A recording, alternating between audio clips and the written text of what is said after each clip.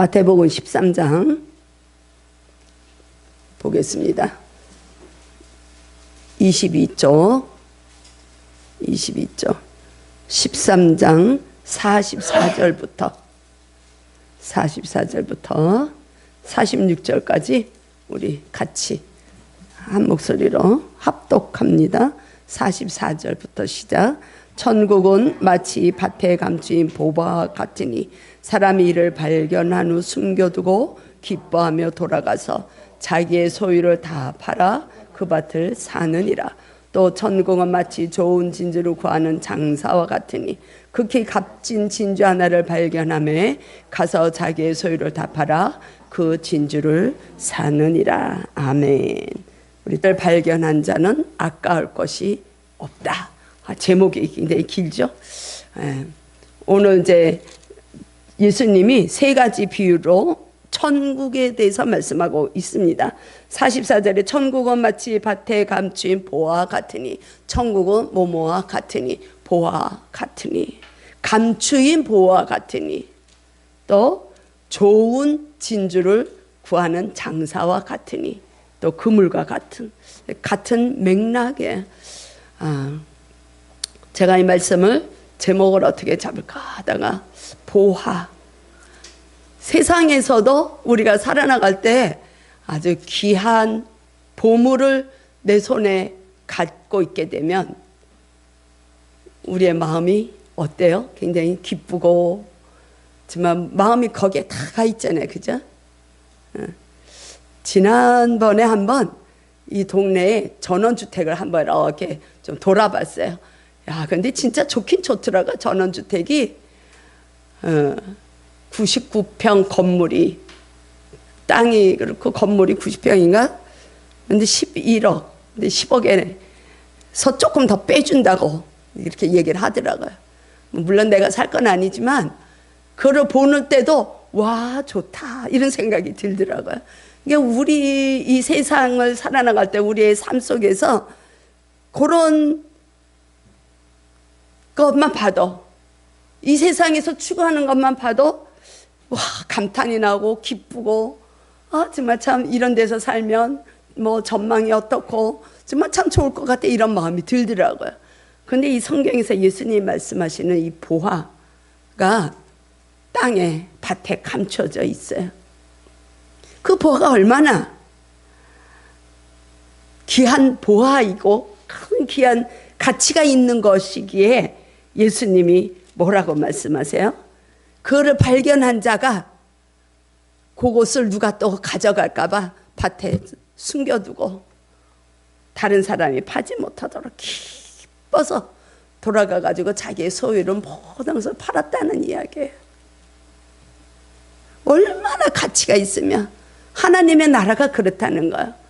우리가 그 보아라, 거기서 영원히 우리의 생명이 다한 후에 주님과 함께 영원히 거할 것이다. 예수님이 너희들이 처할 거처를 내가 준비하러 가노니. 정말 상상만 해도 너무 벅찬 거야.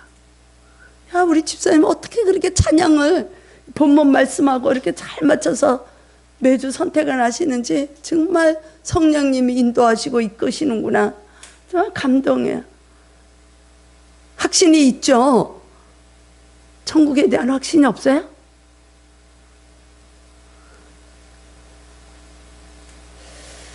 천국은 그만한 가치, 그 이상의 가치, 정말 영원히 우리가 함께 거할 장소, 이게 이전에 이 땅에서도 그 하나님의 나라로 소유한 자들, 우리 심령에 하나님의 나라가 세워 있는 자들은 그만한 기쁨에 우리가 어쩔 줄 모르는 소유자라는 것을 깨닫길 원합니다. 천국에 대한 소망이 있으십니까? 천국에 대한 확신이 있으세요? 제일 중요한 거예요. 이것이 제일 중요한 거예요. 근데 예수님이 그렇게 말씀하시는 거예요. 그 천국, 하나님의 나라를 차지하기 위해서는 이 세상에 있는 걸 다 버릴 수 있어야 된다는 거예요. 모든 것을 다 자기 소유를 팔았다는 거예요. 모든 갖고 있는 걸 다 팔아가지고 그 밭을 사는 거예요. 왜? 그 밭에 감추어진 보화가 더 가치가 크기 때문에 그렇다는 겁니다. 그 자기가 가지고 있는 땅보다 더 큰 가치가 있기 때문에 모든 걸 파는 거. 너무 기뻐서 그 보화를 차지하기 위해서 모든 걸 파는 거야. 누가 그렇게 하셨습니까? 누가? 예수님이 우리를 보실 때 너무 우리가 값진 보화로 보실 수도 있는 거. 어느 학자는 그렇게 말씀을 해서 이 본문을 가지고 여기에서 어떤 사람은 이 보화를 감추어진 보화를 찾은 사람은 예수님이라고 어느 학자는 그렇게 말씀해요. 전 충분히 동의를 하는 거예요. 예수님이 이 세상에 감춰져 있는 보화, 보물, 저와 여러분들을 발견하시는 거예요. 발견하셔서 예수님이 십자가에서 모든 소유, 예수님의 모든 것을 버리셨습니다. 실감이 안 돼요. 심각한 거예요. 우리가 그 말씀에 예수님이 모든 것 자신을 버리시고 우리를 찾아내셨다는 것을 공감할 수 없다면 우리는 정말 심각한 영적 상태에 있습니다. 아무리 찬양을 하고 아무리 말씀을 몇십독을 하고 통독을 하고 여기 나와 있어도 바리새인들과 같은 종교 생활을 하는 자에 그칠 수가 얼마든지 있어요. 우리의 마음은 이 기쁨으로 가득 차야 돼. 어떻든 간에 누군가에 의해서 보화가 발견됐어요.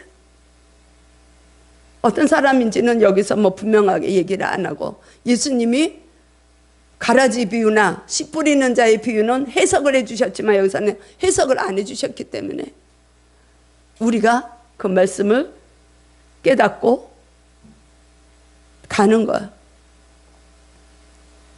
누군가에 의해서 보화가 발견이 됐어요. 여러분들은 보화가 발견이 되었는지 모르겠습니다. 여기서 보화는 예수님을 말씀하고 있는 거야. 복음을 말씀하고 있는 것입니다. 우리가 복음을 깨달으면 그 어떤 이 세상에서 구하는 거, 이 세상의 자랑, 이 세상의 그 즐거움 우린 다 버릴 수 있다는 거야. 우리가 그 찬양한 것처럼 오직 주님만이 나의 모든 것입니다. 전 기도하면서 그런 고백을 했어요. 주님만이 모든 것, 나의 모든 것입니다. 우리가 그런 고백이 나와야 돼. 왜? 하나님의 나라를 발견한 자는 그만한 가치를 깨달았기 때문에 내가 가지고 있는 건 버릴 수 있다는 거야. 예수님이 너무 주님이 사랑스럽고 하나님이 너무 우리가 사랑스럽고 사모하고 그 은혜에 충만해서 성령님에 이끌려가는 그 하나님의 나라를 사모하는 자들은 우리가 어떤 헌신을 해도 우리는 아깝지가 않다는 거야. 그리고 우리가 하나님의 나라를 위해서 하나님 앞에 헌신하는 것은 당연하다는 것이에요. 그것이 우리가 가지고 있는 걸 버리는 거예요. 우리가 버리고 그 밭을 사는 거야. 근데 우리는 여전히 나의 것을 찾기 위해서 긍긍하고 있지 않는가. 나의 것을 채우기 위해서 우리는 애쓰고 있지 않는가. 그럴 때 우리가 애쓰고 나의 의로 모든 우리의 인생을 살아갈 때 우리가 장애물이 걸리고 넘어지고 좌절하고 근심이 오고 염려하고 하는 거 많이 알잖아요. 근데 저와 여러분들은 이미 어느 때인지 여러분들 마음속에서 기억이 없어졌을는지 모르지만 주님을 사랑했던 그 마음 때문에 여기에 아직까지도 앉아 계신 줄 믿습니다. 이 더운데도 오늘 여기까지 오신 거는 그 은혜, 주님께로 발견이 된 우리들, 주님은 여기로 인도하시는 거예요. 여기까지. 그래서 구원이라는 것은 나의 의로 이뤄가는 것이 아님을 말씀하는 것입니다. 불현듯 내 마음이 공고하고 내 마음이 힘들고 낭망될 때에 이 새벽 종소리, 지금은 새벽 종소리가 없지만 간증자들의 이야기를 들으면 저 앞에 있는 교회에서 그 새벽에 그 305장 나 같은 죄인 살리신 찬양이 들려오는 거에 이끌려서 내가 교회를 갔다. 그런 거예요. 감추인 보화가 발견되는 것이. 그게 구원이에요. 우리는 알지 못하지만 하나님의 사랑이고 하나님의 선물이라는 거예요.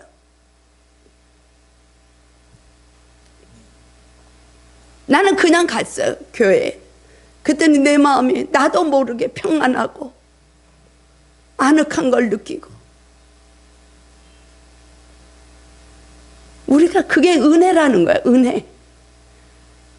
복음은, 우리가 구원을 이뤄가는 거는 나의 의로, 내가 뭔가를 잘해서, 내가 뭔가를 행했기 때문에 구원을 이뤄가는 것이 아니라 오직 주님의 은혜인 줄로 믿습니다.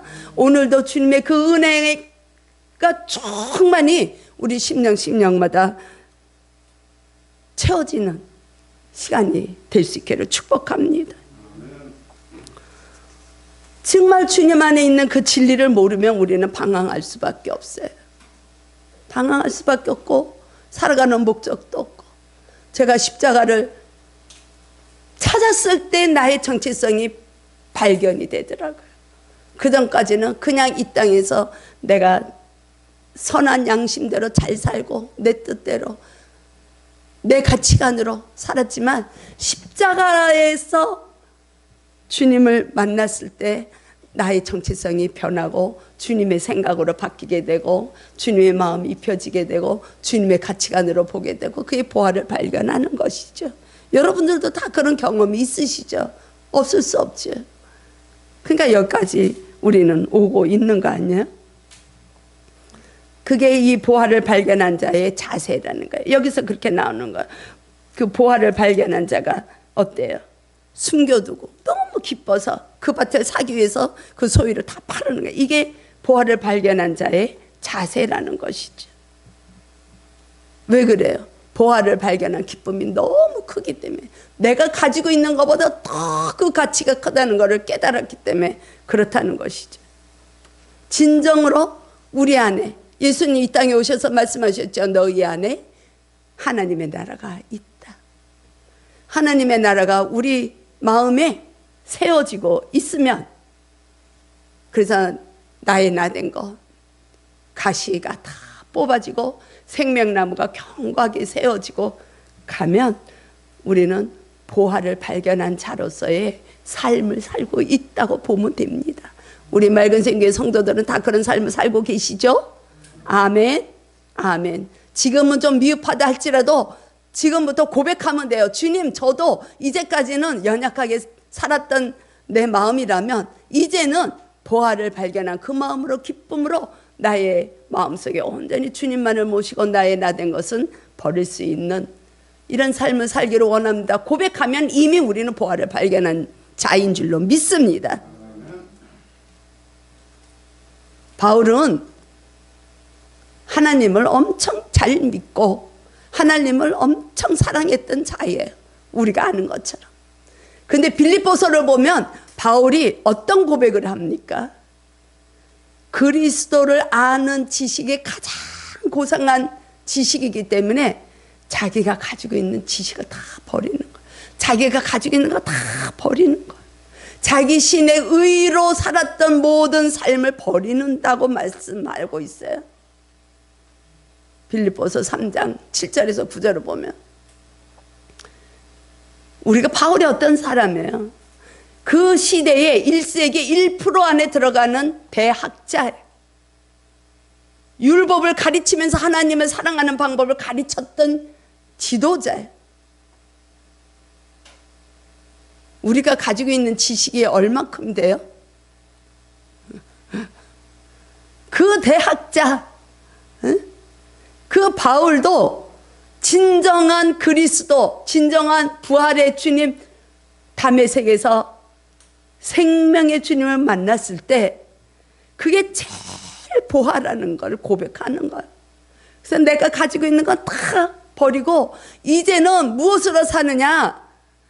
그리스도 안에서 발견된 의, 그리스도의 의로 나는 살아나가겠다. 그래서 복음 때문에 고난을 당하고 복음 때문에 십자가에서 순교하고 복음 때문에 남은 삶을 살아간 사도인 것을 우리가 알잖아요.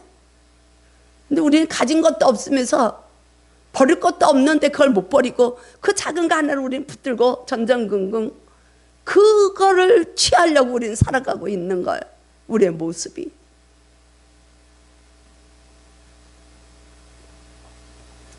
오늘부터라도 저와 여러분들의 삶이 내가 생각했던 내가 가지고 있었던 가치관의 의의를 버리는 연습을 하십시다.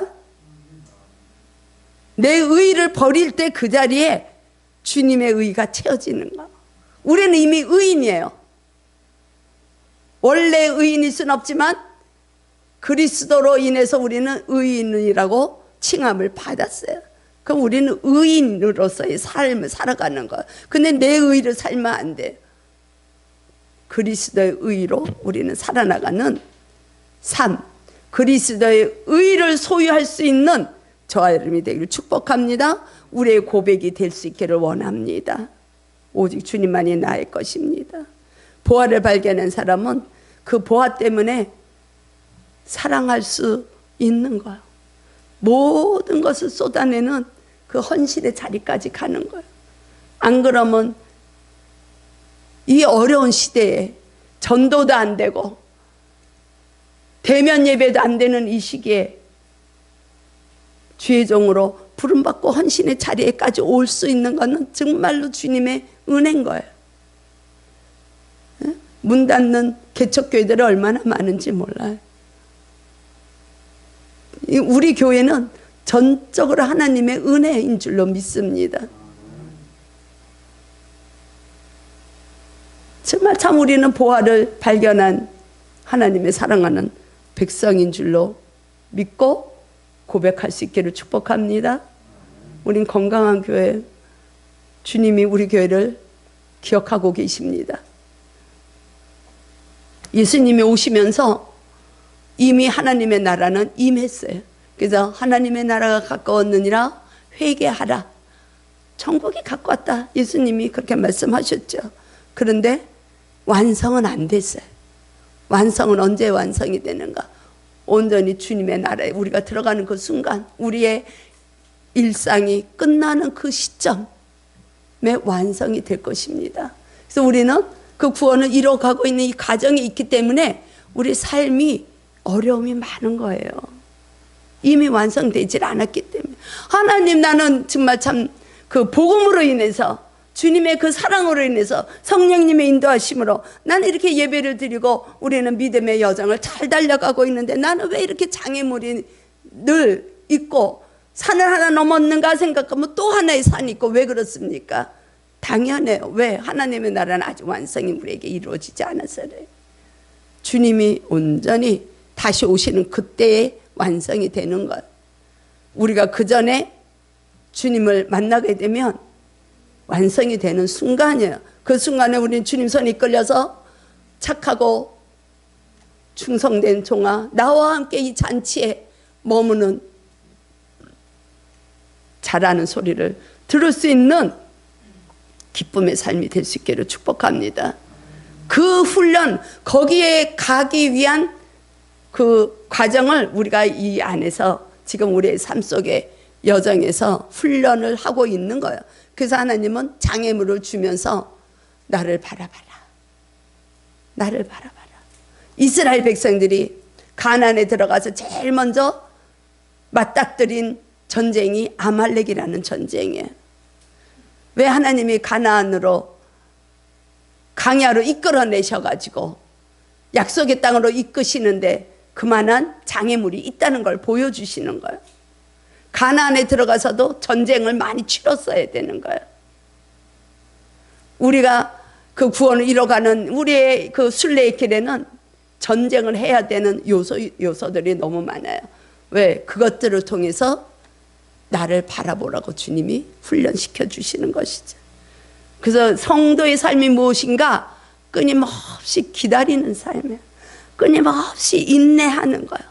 그래서 주님이 가신 길을, 우리의 인생의 길을 찾아가는 훈련을 하는 거예요. 그래서 예수님이 나는 길이요, 나는 생명이요 말씀하시는 거잖아요. 우리 인생에 답이 없어요.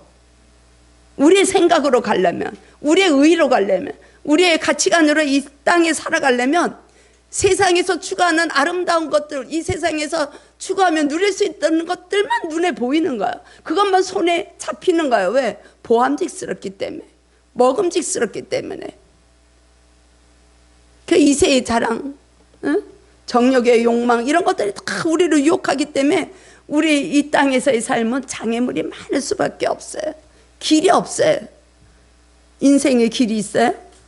우리가 잘 아는 욥이 어떤 말을 했습니까? 욥기 23장에 보면, 하나님, 내가 가는 길을 그가 아시나니 그가 나를 단련하신 후에는 내가 순금같이 되어 나오리라. 우리가 너무 잘 아는 말씀이에요. 근데 그 히브리어 원문에는 어떻게 되어 있는지 아세요? 우리가 어떤 그런 거를, 그 말씀을 고백, 욥의 고백으로 많이 사용을 하죠. 욥이 의로운 자라고 하나님이 칭하셨는데, 말씀하셨는데, 그 속에서 고난의 길을 가다 보니까 나중에 욥이 내가 가는 길을 그가 아시나니 그가 나를 단련하신 후에 내가 순금같이 되어 나오리라. 이게 욥의 고백이라고 얘기하는데 욥의 고백이 아니에요. 사실은 히브리어 그 원문을 제일 잘 번역한 것이 새번역 성경이에요.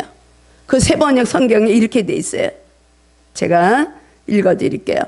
하나님은 내가 발 한 번 옮기는 것을 다 알고 계실 텐데 나를 시험해 보면 내게 흠이 없다는 것을 아시련만. 내 발은 오직 그분의 발자취를 따르고 하나님이 정하신 길로만 성실하게 걸어가고 그 길에서 벗어나지 않고 방황하지 않는 것을 하나님은 아실 텐데 하나님 왜 그러세요 나한테? 이 말씀에 질문하는 거예요. 반문하는 거예요. 그 말씀은 하나님이 욥은 의로운 자라 그랬거든요.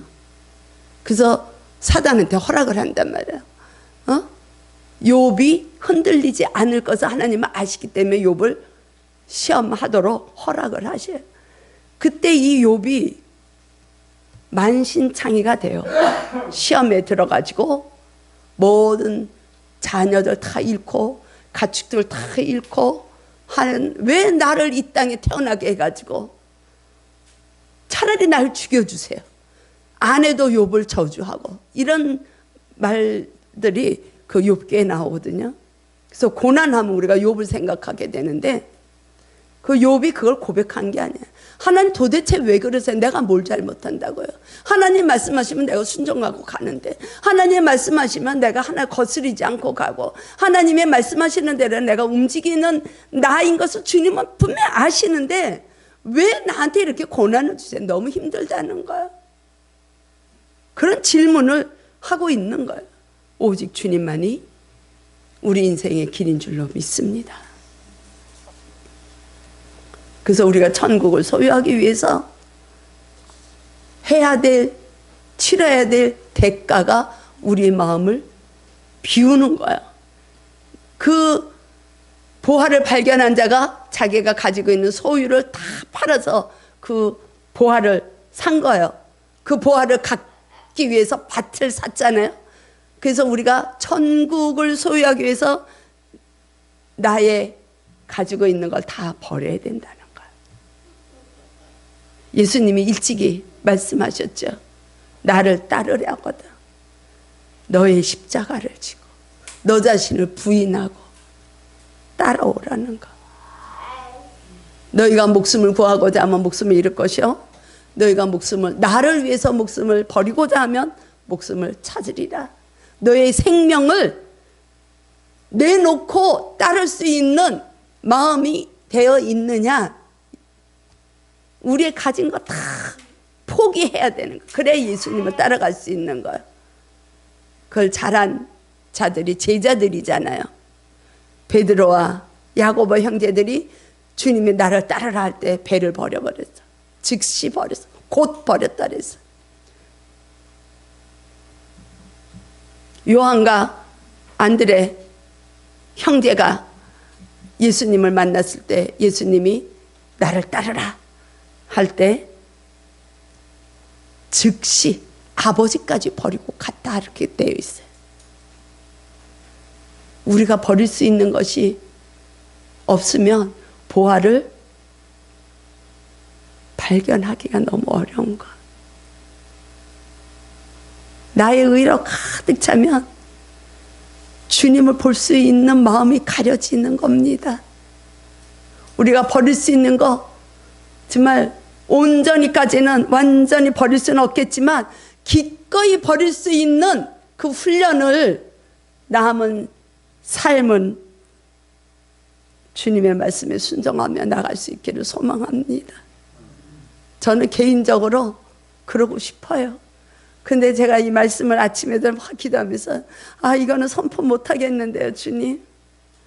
우리 성도들이 어떻게 모든 걸 다 포기하고 주님만을 따라가겠다고 고백을 하는 그 자리까지 가기는 건 너무 어렵지 않습니까? 제가 그런 기도를 하면서 주님한테 그랬어요.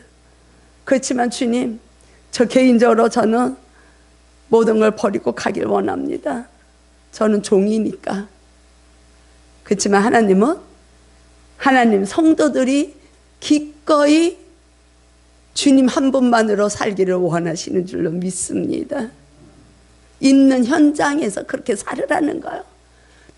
주님을 따르라고 그랬다가 모든 걸 가족도 버리고 다 버리고 신학교 가서 주의 종이 돼 이걸 얘기하는 게 아니에요. 하나님은 예수님은 있는 현장에서 나와 동행하자 이 소리. 동행하자. 그건 우리가 할 수 있지 않겠어요?